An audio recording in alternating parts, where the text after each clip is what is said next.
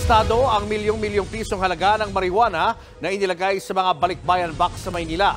Habang wala naman ang naaresto sa magkakahiwalay na buy-bus operations. Nasa frontline ng balitang yan si Elaine Fulgencio. Matapos ang higit isang linggong pagmamanman, inaresto ng mga pulis ang umano'y tulak ng droga na si alias Boss sa Barangay Bagbag, Quezon City.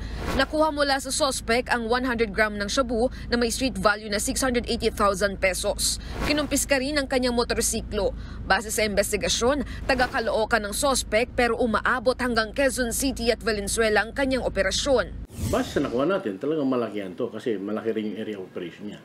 Yung 100 grams, madali lang i-dispose niya.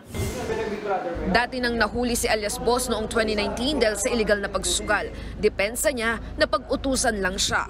Taga-deliver lang po ako. Hindi ko po alam na yun po yung dinideliver ko. Basta ang sabi lang po sa akin, bigay mo to sa ganito, bigay mo sa ganyan. Tapos bibigyan lang po ako ng pera. Magkano? Nasa 3,000 po, ganun po. Ba't po kayo pumayag? Basta wala pong trabaho, ako lang pong gumagastos sa bahay.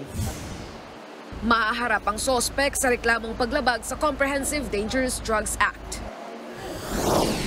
5 drug suspect naman ang nahuli sa magkahiwalay na buy-bus sa Lucena, Quezon. Unang naaresto ang 3 suspect na sina alias Kulot, Cory at Amalia sa Barangay Ibabang Dupay kagabi.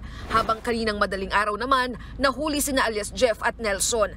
Nasabat mula sa 5 high-value targets ang higit 30 gramo ng hinihinalang shabu na nagkakahalaga ng higit 639,000 pesos.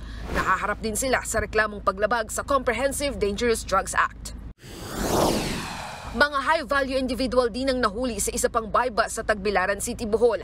Kinilala ang magkasintahang suspect na sina Peter John Cuadra at Mary Ann Miano. 4 na kilong hinihinalang shabu na nagkakahalaga ng higit 27 million pesos ang nasabat mula sa mga suspect. Sinampahan na rin ng reklamo ang mga suspect.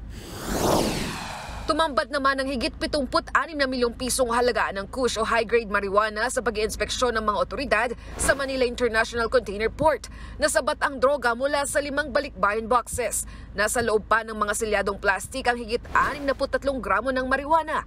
Hindi pa idinetali ng Philippine Drug Enforcement Agency kung saang bansa galing ang droga. Pero sasampahan din daw nila ng kaukulang reklamo ang importer nito. Nagbabalita mula sa Frontline, Elaine Fulgencio, News 5. Mga kapatid, Julius Babaw po. Iba na ang may alam at may pakialam sa panahon ngayon. Para sa Frontline ng mga balita, mag-follow at mag-subscribe sa social media pages ng News 5.